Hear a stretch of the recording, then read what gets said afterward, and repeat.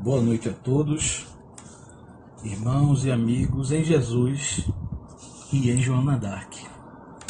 Eu sou Decílio do Monte, sou trabalhador da casa e aqui esta noite estou mais uma vez muito feliz em participar de mais uma palestra virtual e queria desejar a todos que a paz e o amor que nos une e reúne em Jesus possa nos trazer nessa noite de encontro harmônico luz e esperança. Eu gostaria de trazer na noite de hoje, para a gente conversar aqui um pouco, a respeito da misericórdia, né? Então a gente vem com a reflexão, sempre há misericórdia. A misericórdia divina, meus amigos, ela nunca dorme ou descansa antes mesmo de se apresentar a quem dela necessita. Então, estando sempre à espreita e aguardando o instante certo para atuar. Se assim pensarmos, é porque cremos na passagem bíblica, não é? Em que relata o triste acontecimento nos últimos momentos em que o nosso Divino Mestre Jesus ainda se fazia presente no corpo de carne, naquele flagelo terrível no Gólgota. Ali mesmo, um dos ladrões pede ao Mestre que quando ele chegasse em seu reino, lembrasse dele. Então ele pede misericórdia, né? Um homem que teve uma vida acometida por erros. Isso está em Lucas, capítulo 23, versículo 42. O ladrão roga a Jesus o seguinte: Senhor, lembra-te de mim quando vieres no teu reino. E no verso 43, ele traz a resposta de Cristo. Em verdade te digo, hoje que serás comigo no paraíso. Há uma outra expressão também que nos faz crer ainda mais que a esperança ela nunca dorme. Sempre está ativa, né? Atente. Naquela parte que Jesus diz assim: nenhuma das ovelhas que o Pai me confiou se perderá. Eu sou o bom pastor, conheço as minhas ovelhas e elas conhecem a minha voz. Possivelmente, a grande maioria dos espíritos aqui reencarnados no planeta Terra tem grande parte de suas incursões na carne, ou seja, das suas encarnações nesse plano de provas e expiações. Como não somos desavisados de nada, né? Plano de provas e expiações, então pensamos o seguinte: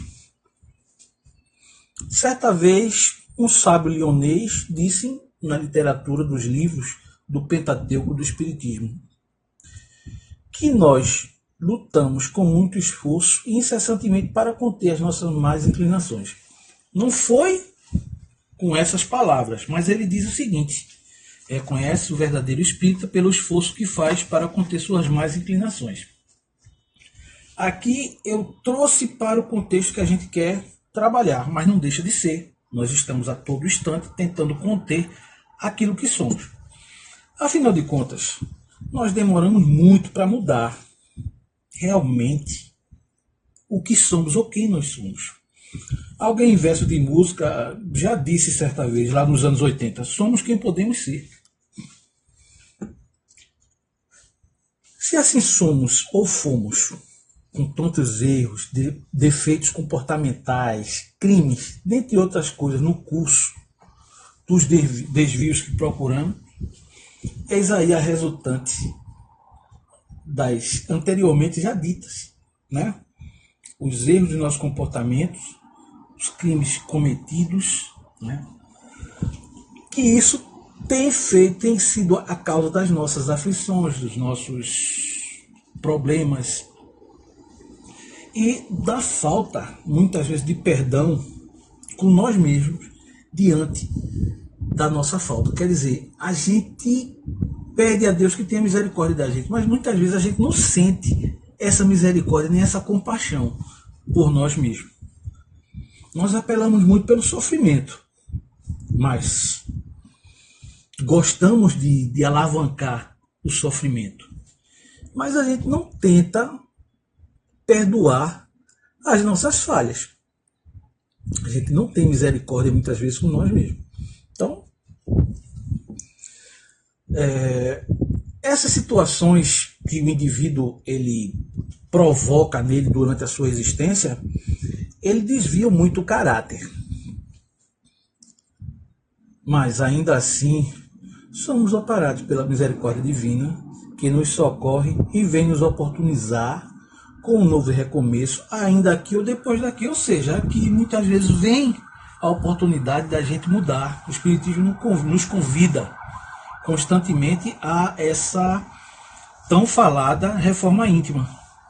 E depois daqui, a misericórdia se faz até nos lugares mais sombrios da existência da vida, após a vida. E vai lá resgatar, buscar, trazer o indivíduo, lhe dando nova oportunidade. Quando esse também abre o espaço e o caminho para que eles venham e nos resgatem, né, das nossas aflições, daqueles momentos terríveis que muitas vezes são narrados na literatura espírita. Então, eu gostaria aqui de trazer como exemplo um livro, Lampião, Seu Tempo e Seu Reinado. Um pequeno trecho desse livro, o desenrolar de uma história que envolve dois personagens. É uma história que, daquele homem que para uns foi um herói, uma espécie de Robin Hood nordestino. Eu, pelo que eu já estudei e ando estudando algumas vezes, são meras falácias, porque ele não tirava dos ricos para dar aos pobres. Poucas vezes ele distribuía algumas migalhas, tá? E para outros, um grande fascínora, né? O terror das terras nordestinas, né? Do grande sertão do Nordeste do Brasil. Então, mas há um contexto que nos remete a isso, que faz com que muitas pessoas desviem ou mudem o seu comportamento, a sua forma de pensar ou de agir, né? Então a gente vê aqui que o nosso país ele sempre teve um laço muito forte com a injustiça e a desigualdade social. E dependendo do ângulo em que se enxerga a situação, essa situação pode trazer ao indivíduo conformismo, subserviência ou revolta. Ou seja, ou ele luta pacificamente sem derramar sangue, seguindo o exemplo que o Cristo nos deixou, ou vai pela espada, como assim os zelotes e Barrabás desejavam que acontecesse. Se bem que onde se passa todo o contexto, vivenciado no ano de 1920, que começava, mas aqui eu quero trazer o ano de 1932, o sertão do Ceará passava por uma das maiores crises climáticas, né, que já ocorreu até então, aquele momento. E ali a estiagem já era vista e as condições sociais eram deploráveis. E fazia com que alguns desafortunados de toda sorte enxergassem de uma forma romantizada se aventurar no cangaço. Isso trazia fascínio a alguns rapazolas e alguns homens já feitos ali na região sertaneja do Nordeste do Brasil. Então, o sonho daquelas pessoas era trazer paz e justiça social aos pobres, aos fracos e aos desvalidos de toda a região. E isso seduziu um personagem, então, um espírito que já deu comunicação em muitos centros aí do Brasil, chamado José Grosso. Ele ficou tão vislumbrado com o que o via já, e quando da passagem de Lampião pelo sertão do Ceará, ele decidiu ingressar no bando do Virgulino Ferreira da Silva, vulgo Lampião. Então, ele começa a integrar aquele grupo. E ele logo se decepciona com os modos operantes do grupo, porque ele percebe que os seus princípios, os seus desígnios, de homem de bem, não compactuava com a violência ali exercida, bem como as mortes praticadas pelos cangaceiros. Há de convir, a gente precisa perceber que o homem sertanejo ele é muito religioso. O próprio Lampião parava o bando dele para fazer novena, para rezar, para Nossa Senhora, para o Padre Cícero e para outros expoentes católicos lá que eles tinham como, né, tinha devoção. E ele obrigava, como ele chamava, os cabras dele a ficar de joelho e rezar. Todo mundo tinha que rezar. O ofício, ele chamava o ofício. E ali se fazia. E o Zé Grosso, também vindo de família pobre, também tinha essa prática, né, da reza, daqueles costumes. E, como eu havia dito, Zé Grosso se decepciona com aquilo que ele viu, né? Porque não era o que se pregava. Um homem de bem ia fazer, saquear, invadir cidades, matar inocentes e praticar torpezas como ele via ali.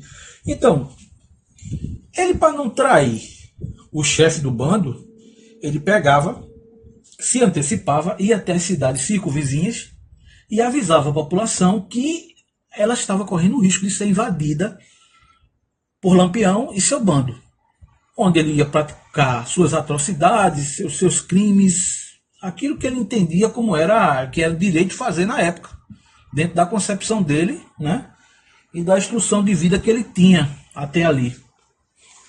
E, certo momento, Zé Grosso tinha que fazer esse tipo de coisa para evitar de muitas pessoas ali serem mortas e muitas pessoas serem saqueadas, né, muito comércio e etc. E ele não queria entregar Lampião aos volantes, que eram as autoridades policiais da época, que percorria todo o Nordeste atrás de Lampião. Pernambuco mesmo é considerada a Meca das volantes. Meca é a cidade onde nasceu o profeta Maomé, né? Então o pessoal, quando quer exagerar na concepção das coisas, sempre elege um lugar como a Meca. Então, que saía de lá, né? Então, as volantes, a grande parte das volantes saíram do estado de Pernambuco, a caça de Lampião.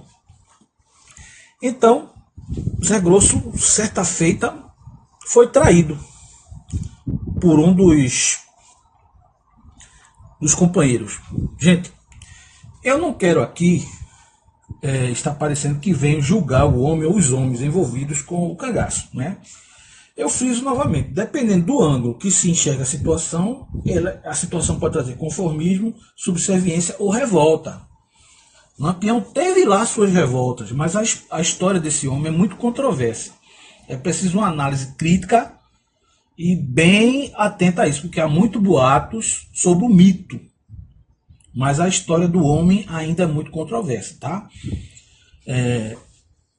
Em 1936, aos 40 anos, ainda fazendo parte do bando, Zé Grosso foi delatado por um companheiro do grupo, ao chefe, né? Então Lampião sentenciou ele ao seu tribunal torpe, né? Foi o que ele fez com o Zé Grosso. Ele pega um punhal, cega os olhos do Zé Grosso e abandona ele na caatinga à própria sorte até que morra. A vida de Zé Grosso não durou muito tempo lá na caatinga, porque ele foi acometido por uma infecção generalizada, que provocou seu desencarne em seguida. Então, após seu desencarne, Zé Grosso é recebido no plano espiritual pelo espírito Sheila e Joseph Gleber. Sheila é aquela mesmo que trabalhou muito com Chico Xavier. Esses dois espíritos, eles estiveram juntos em encarnação anterior na Germânia, aquela região ali da Alemanha, tá? Até onde conta, Zé Grosso ele não praticou nenhum assassinato no tempo do cangaço. Mas o modo de vida de um bandoleiro, né? Já que optara por esse fim, ser um fora da lei, praticar seus delitos mesmo assim, né? Mesmo de baixa periculosidade.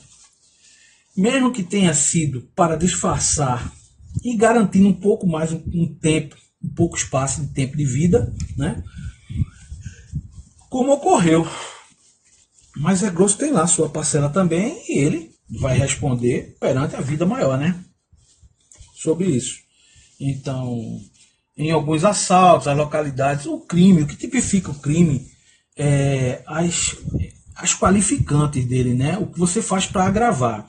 Então a alta ou a baixa periculosidade, no meu entendimento, não quer dizer que houve maior ou menor crime. Houve o crime, houve o erro, houve a falha, e cabe a gente superar isso da melhor forma.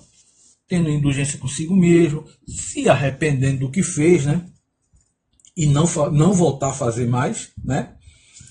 Mas aí está na consciência de cada um.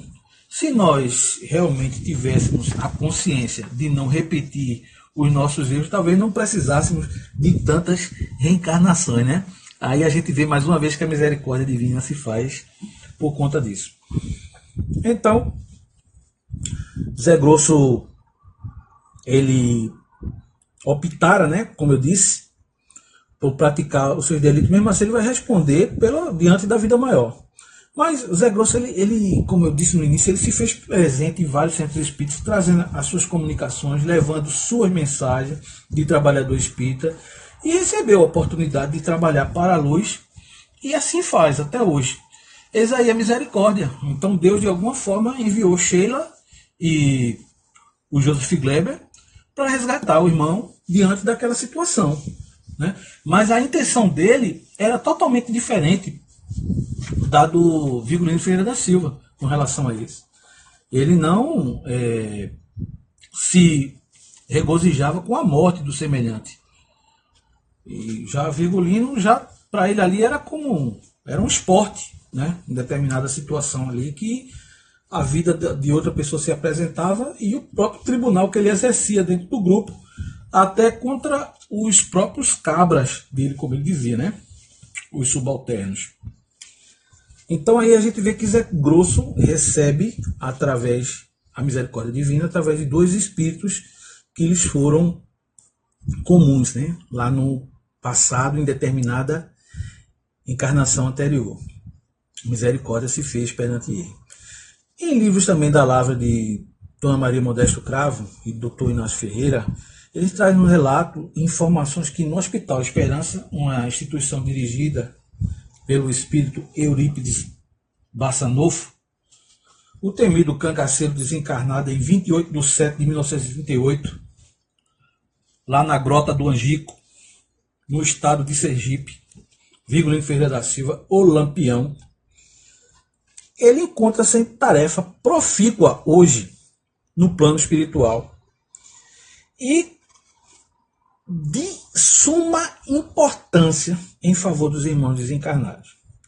Conhecido hoje como servidor da Seara do Mestre, como Irmão Ferreira, exercendo a função de guardião coordenador dos serviços de defesa do Hospital Esperança.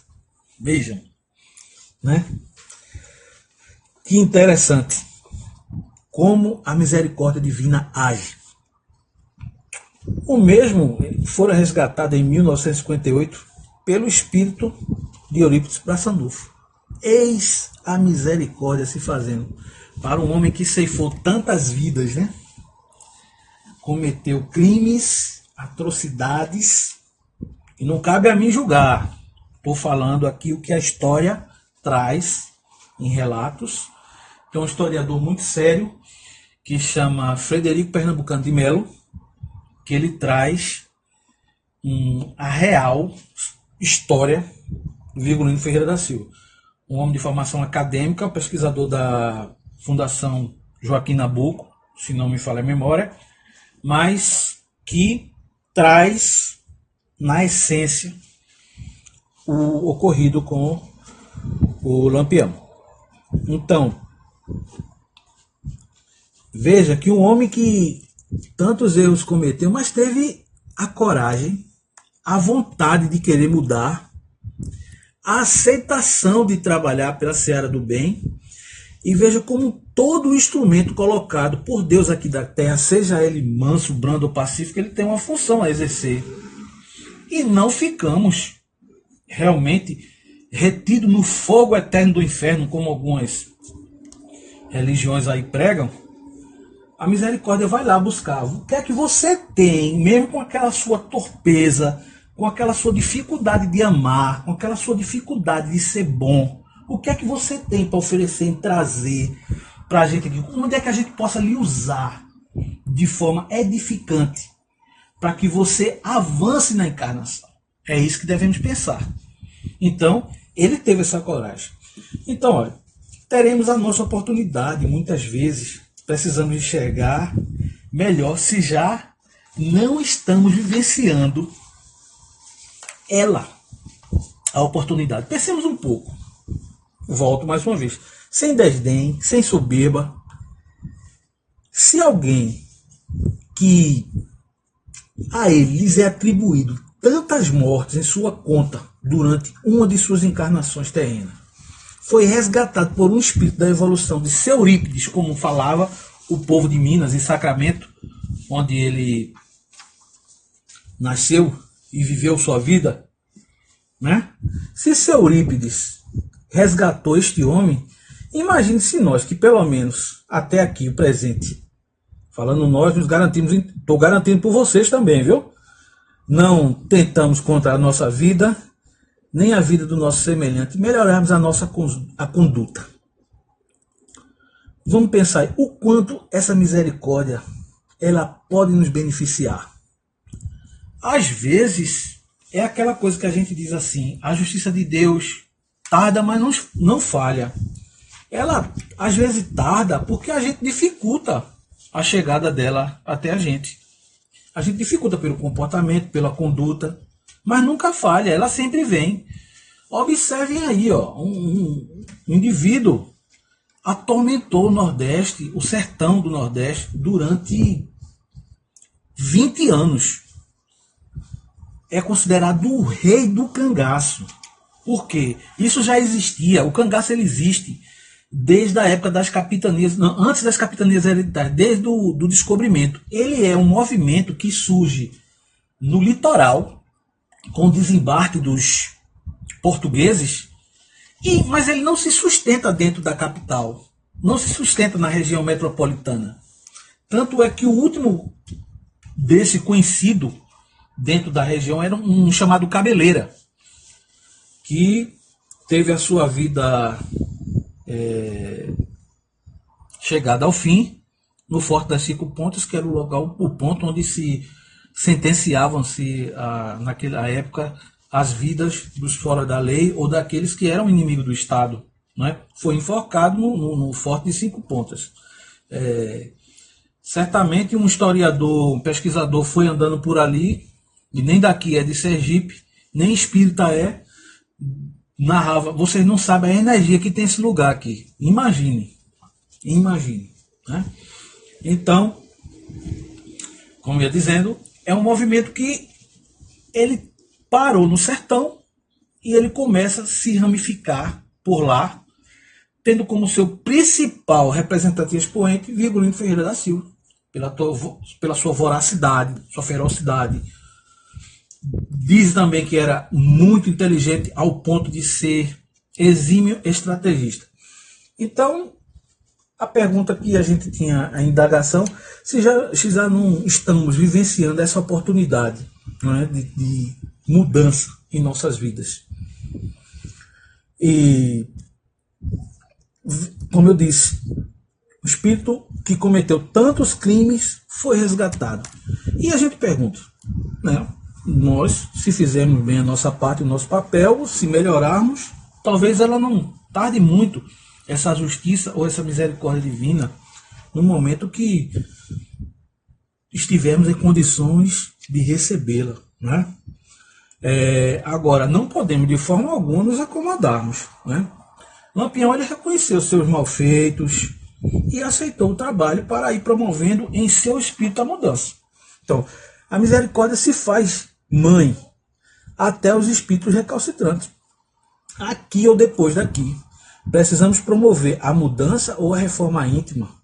No livro Missionário da Luz, da lavra de Francisco Cândido Xavier, o espírito André Luiz ele narra uma coisa muito interessante sobre espíritos completistas. Vocês já ouviram falar em espírito completista? Você sabe o que são espíritos completistas? É o título que se designa a vários irmãos que aproveitam todas as oportunidades construtivas que o corpo lhes oferece. Ou seja, esses irmãos, quando voltam, acredito que eles não voltam mais com a necessidade de reencarnar nesse corpo aqui pesado, nesse planeta de provas e expiações, ele completar tudo que podia fazer, todas as oportunidades, as adversidades, tudo com resignação, coragem, eles conseguiram superar isso. Gente, eu espero aqui, nesse breve bate-papo aqui com vocês, não ter causado algum embaraço, né? Até aqui. E se fiz, acalme-se. Por quê? Apaciente um coração, aplique a si mesmo outro perdão. Não vá pensando, porque o irmão falou coisas que eu vou estar me condenando pelo resto da minha existência. Não, tenha calma. Tenha certeza que por muitas oportunidades a nós ofertadas pelas inúmeras vezes que falhamos na encarnação, por ainda sermos quem somos, Deus nos perdoou sempre e teve misericórdia, por ser Ele quem melhor nos conhece. Então, às vezes precisamos nos conhecer profundamente. A gente sabe uma frase muito falada no Espiritismo, né, que um sábio da antiguidade escreveu, se não me engano, na Grécia: conhece-te a ti mesmo, né? Então a gente precisa, Deus conhece a gente melhor do que a gente mesmo. Então essa nova era agora é a era da gente precisar fazer essa introspecção para entender quem somos, o que fazemos aqui, qual é o nosso objetivo realmente, e buscar essa melhora. Então vamos ser misericordiosos com nós mesmos. Temos certeza que por muitas oportunidades, já ofertadas inúmeras vezes, que falhamos na encarnação, repito, por ainda sermos quem somos, Deus nos perdoou e sempre teve misericórdia, pois por ser Ele quem melhor nos conhece. Hoje é buscar sermos melhores que ontem, e na certeza que no amanhã seremos brandos, pacíficos e simples de coração. Mas, assim como o nosso Criador, sejamos misericordiosos com nós mesmos e com os nossos semelhantes.